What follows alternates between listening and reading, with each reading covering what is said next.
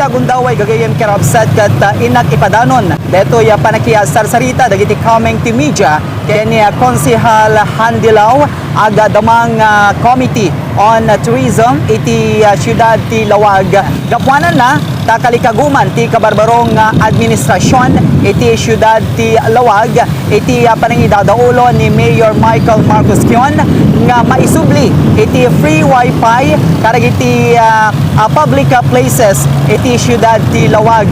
May sadituyan iti plaza iti merkado publiko iramanan iti City Hall ken iti airport gagayem ken kaabsa sigon ken ni Honorable Handilaw ket madamadan nga kasarsarita dagiti telecommunications tapno ti kastat ket isuda iti mangi-provide iti free wifi karagiti naibaga tayo nga public places gagayem ken kaabsat.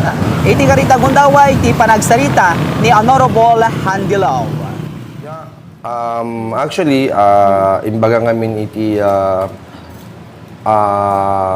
mayor tayo ang kayat na nga medyo kitain digiti facilities iti Lawag City nga ma-improve. So kasama dito ko na dito numabalin free wifi.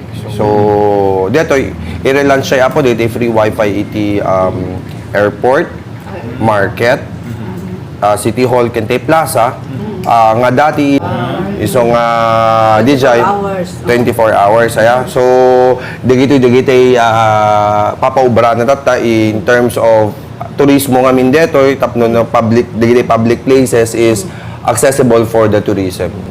Dito turismo. Ada telecommunication nga mga sponsor ka dito? Addadan nga madamatay pa nakasasarita isuda nga no possible dito nga So, i-shell out di Lawag City. awan diri. Bale communication lang talaga dito tapno nung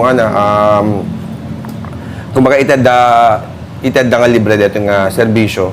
Amen nga min iti dito tinangig tayo kinapo gobernador idi nga as much as possible ti Lawag City it would be kas lang kaning Pampanga nga smart city.